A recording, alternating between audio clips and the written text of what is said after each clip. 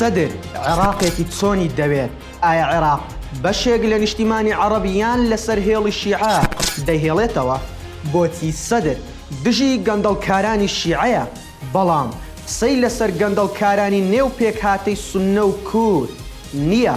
بۆ یەکەم جار سیاسەتمەدارێکی نزیک لە سەدر هەموو وردەکاریەکان ئاشکرا دەکات. موقتەدا سەدر ڕێبەری ڕەوتی سەدر ئێستا بۆتە گەورەترین ژمارەی عێراق کە دەتوانێت بە هەڵوێستەکانی پرۆسەی سیاسی عێراق ئاراستە بکات. بە جۆرێک ئێستا هەمووان سەیری دەمی ئەو دەکەن چی دەڵێت، چ بڕیار دەدات.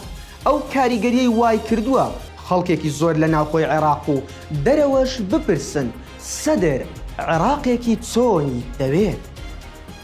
زیا ئەسەدی سیاسەتمەداری نزیک لە سەدر کە پێشتر سەرۆکی هاوپەیمانیەتی ئەلحەڕاڕی سەربەڕەوتەکە بووە لە دیدارێکدا ورد و درشتی پرۆژەی سەدر بۆ عێراقی بانگەشەی بۆ دەکات ئاشکرا دەکات.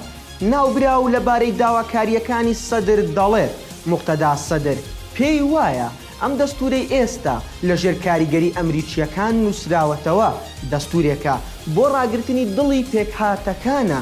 عێراق ناکاتە وڵاتێکی بەهێز، بەڵکو وا دەکات هەمیشە دەسەڵات لە نێوان پێکهاتەکان شیعە، سوننە و کورد دابەش ببێت. دەشڵێت بۆیە ئەو کاتیش کە دەنگ لەسەر دەستور درا سەید موقتەدا نەبە باش نەخراپیش لەبەر مەرجەعیەت قسەی لەسەر دەستور نەکرد. ئەسەدی دەشڵێت سەدر دژی مۆدیلی لوبنانە بۆ عێراق بە جۆرێک هەموو شتێک لە ڕێی پشک پشکێنەی نەتەوەیی و تائیفی دابەش بکرێت. لەبارەی ئەو مادانەی دەستور کە سەدر تێبینی لەسەریان هەیە دەڵێت مادەکانی 73 48 76 121 106 140 138 173 بە بڕوای سەدر کێشەن بۆ دەوڵەتی عێراق. لەبارەی تێڕوانینی سەدر بۆ دەستێوەردانی وڵاتان لە کاروباری عێراق دەڵێت سەدر دژی دەستێوەردانی دەرەچیە باوەڕی بە دراوسێتی هەیە لەگەڵ ئێران، بەڵام دەستێوەردان نا هەروەک چۆن نایەوێت پێکاتەی سوننە لەژێر کاریگەری وڵاتانی عەرەب بن، ناشەوێت کورد پەیوەندیەکی تایبەتی لەگەڵ تورکیا هەبێت، دەبێت هەموو پەیوەندیەکان لە ڕێی بەغداوە بێت.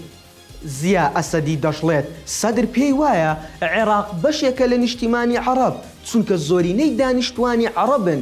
بە گوێرەی قسەکانی ئەسەدی سەدر تایبەتمەندیەکی جیاواز بە پەیوەندی عێراق و ئێران دەدات و دەڵێت هەرگیز بە یەک چاو سەیری پەیوەندی عێراق لەگەڵ ئێران و تورکیا و وڵاتانی عەرەبی ئەمریکا ناکات. پێی وایە ئێران وڵاتێکی دۆستە و تێکەڵاوی مێژووی ئاینی لەگەڵ عێراق هەیە، بەراورد ناکرێت بە پەیوەندی عێراق لەگەڵ تورکیا و ئەمریکا و وڵاتانی عەرەبی. ئەسەدی پێشی وایە سەدر هەرگیز خیانەت لەو فتوایەی باوکی ناکات کە لە نەوەتەکان داویەتی کە گوتوویەتی هەر هەوڵێک بۆ لاوازکردنی ئێران حەرامە. پێشتر ستاندەر لە توێژینەوەیەک ئاشکرای کردبوو سەدر عێراقێکی دەوێت کە تیایدا حکوومەتێکی مەرکەزی بەهێزی هەبێت، کەمتر ڕووی لە مافی پێکاتە زیادزیاکان بێت، دەستور بگۆڕێت، بە جۆرێک لە خزمەت دەسەڵاتی مەرکەزی بێت. بانگەشەی ئەوەش دەدات عێراق لەژێر هەژمونی وڵاتان دەربێت، بەڵام پەیوەندیەکی تایبەتی لەگەڵ ئێران هەر بمێنێت. ئەو مادانەشی پێی وایە کێشەن بۆ عێراق بە گوێرەی بەدواداچوونی ستاندەر و ڕوژاندنی پرسی مافی پێکاتەکان و دەسەڵاتەکانی حکوومەتی مەرکەزیە. بە جۆرێک وای لێ دەخوێندرێتەوە سەدر نیەتی بەهێزکردنی دەسەڵاتەکانی دەوڵەت و لاوازکردنی مافی پێکاتەکانە. ئەوەی بۆ کوردیش گرنگە مادەی 140 کە ئامانج لێی گەڕانەوەی ناوچە کوردستانیەکانی دەرەوەی ئیدارەی هەرێمە بۆ سەر هەرێمی کوردستان. دەشڵێت دەبێت دەموچاوە کۆنەکانی شیعە کە تاوانبارن بە گەندەڵی لەسەر گۆڕەپانی سیاسی نەمێنێت، بەڵام قسە لەسەر سەرکردە سیاسیە تەقلیدیەکانی کورد و سوننە ناکات کە بەشێکیان تاوانبارن بە گەندەڵی. زیاتر لەوە هاوپەیمانیشی لەگەڵ کردوون، ئەوەش بۆتە یەکێک لەو ڕەخنانەی زۆر ڕوبەڕووی دەکرێتەوە و تاوانبار دەکرێت بەوەی دوو فاقیانە مامەڵە دەکات. دوجار هەموو ئاماژەکان بۆ ئەوەن کە سەدر بە ئاسانی لەلایەن نارەکانی قود نادرێت، هەروەک چۆن ئەویش بە ئاسانی ناتوانێت ئەوەی لەسەری گوزەر دەکات بکاتە واقیع.